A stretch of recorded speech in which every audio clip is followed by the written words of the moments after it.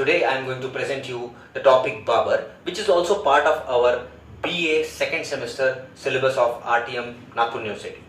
So Babur, the Babur's actual name, his real name is Zahiruddin Babur, Zahiruddin Muhammad Babur, it is his real name, and he is credited with as the founder of Mughal Empire in India. So why is he called as founder of Mughal Empire in India?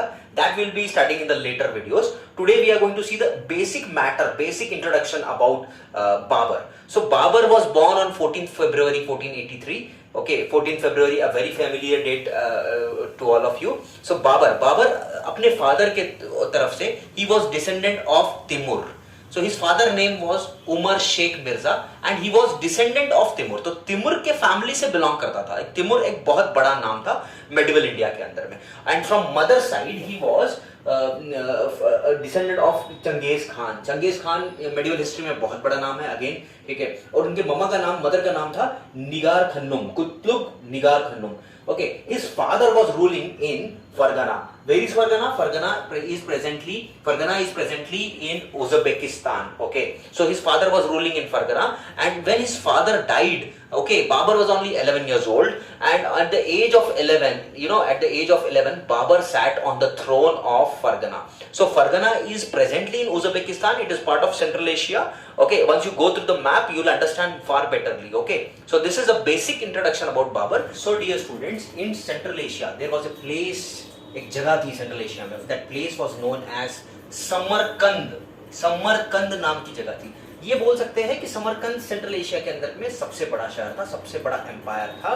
वहां पे Taimur dynasty, तैमूर-लंग dynasty rule करती थी और बाबर को समरकंद जीतना था. बाबर बहुत ज्यादा एम्बिशियस था, ठीक है, बचपन से ही वो एम्बिशियस था, तो वो समरकंद जीतना चाहता था. समरकंद के ऊपर में वो आक्रमण करता है, 3 टाइम्स आक्रमण करता है, 3 बार जीतता भी है, but because of few situations, ठीक है, अपने ही घर के लोगों की वजह से उसे जो है समरकंद हारना पड़ता है. तो उसका एक भाई था, उसका एक ब्रदर था जिसका नाम था जहांगीर मिर्जा. तो जब वो समरकंद पे अटैक करता है तो जहांगीर मिर्जा क्या करता है, फरगना अपने एरिया में अपने पास ले लेता है. तो समरकंद जो है, समरकंद फिर वो समरकंद से फरगना जाता है तो समरकंद भी खो देता है. तो इस तरीके से जो बाबर है वो Samarkand as well as Fergana दोनों भी खो देता है.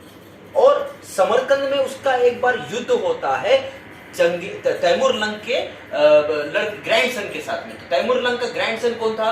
उसका चंगेज खान का ग्रैंडसन था, जो था वो था सयाबानी खान. तो सयाबानी खान के साथ में उसका एक बार वॉर भी होता है, लेकिन वो ही लूजेस. तो फाइनली हम ये देख सकते हैं कि बाबर फरगना भी हार रहा है और बाबर जो है समरकंद भी हार रहा है और बाबर एक अपना जो है अपना सब कुछ छोड़ के अपने मैटरनल अंकल के पास जाके रह रहा है, अपने मामा के पास जाके रह रहा है. उसके मामा कहाँ रहते हैं? उसके मामा ताशकेंट में रहते हैं. तो Tashkent is a place in central Asia. वहां जाके वो कुछ साल निकालता है.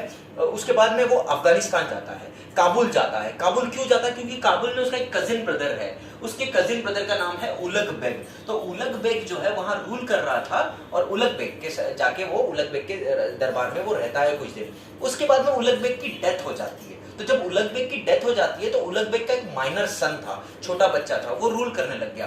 तो ये देखकर उस काबुल का जो वजीर था, उस वजीर ने पूरा काबुल का राज्य अपने हाथ में ले लिया.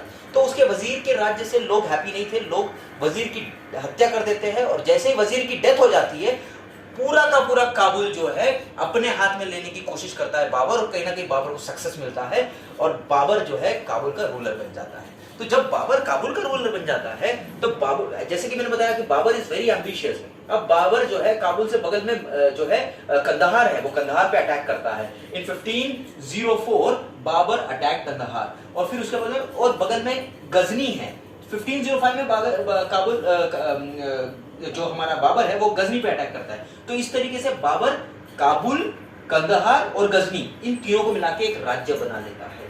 ओके, आई होप आपको यहां तक समझ में आ गया है.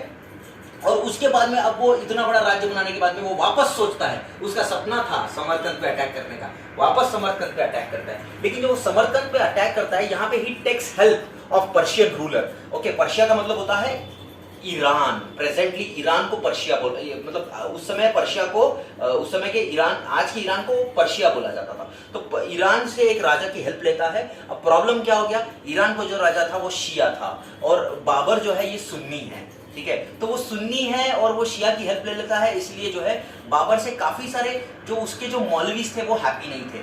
बाबर जीत तो जाता है समरकंद वापस, लेकिन क्योंकि बाबर सुन्नी था और उसने शिया लोगों की मदद लिया था, इसके लिए कई सारे मौलवीज उससे खुश नहीं रहते हैं और कई सारे मौलवीज उसको छोड़ के चले जाते हैं, वापस वो समरकंद को हार जाता है। फिर Babar he understands, he comes back to Kabul, he rules at Kabul for 20 years, और 20 years बाबर रूल करने के बाद में बाबर सोचता है कि क्यों ना मैं इंडिया पे अटैक करूं, बिकॉज उसको इंडिया के वेल्थ के बारे में पता चलता है और इंडिया के वेल्थ से वो बहुत ज्यादा इंस्पायर्ड हो जाता। he was inspired by the amuse wealth of India, and on India he attacks for 5 times, 5 red करे बाबर ने।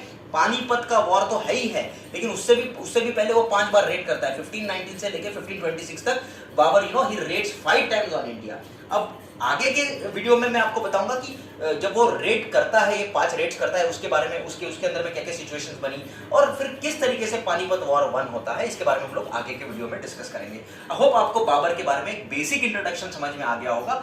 सो डियर स्टूडेंट्स, आपको आज का लेक्चर डेफिनेटली समझ में आया होगा। मैंने जो भी बाबर के बारे में इंट्रोडक्शन दिया उसके बारे में आपको बहुत सारी चीजें समझ में आई होगी। अगर आपको कोई डाउट्स है तो आप कमेंट सेक्शन में आपके डाउट्स लिख सकते हैं, और अगर आप चाहते हैं कि मैं किसी और टॉपिक के ऊपर भी वीडियो बनाऊं तो आप डेफिनेटली वहां पे लिख सकते हैं।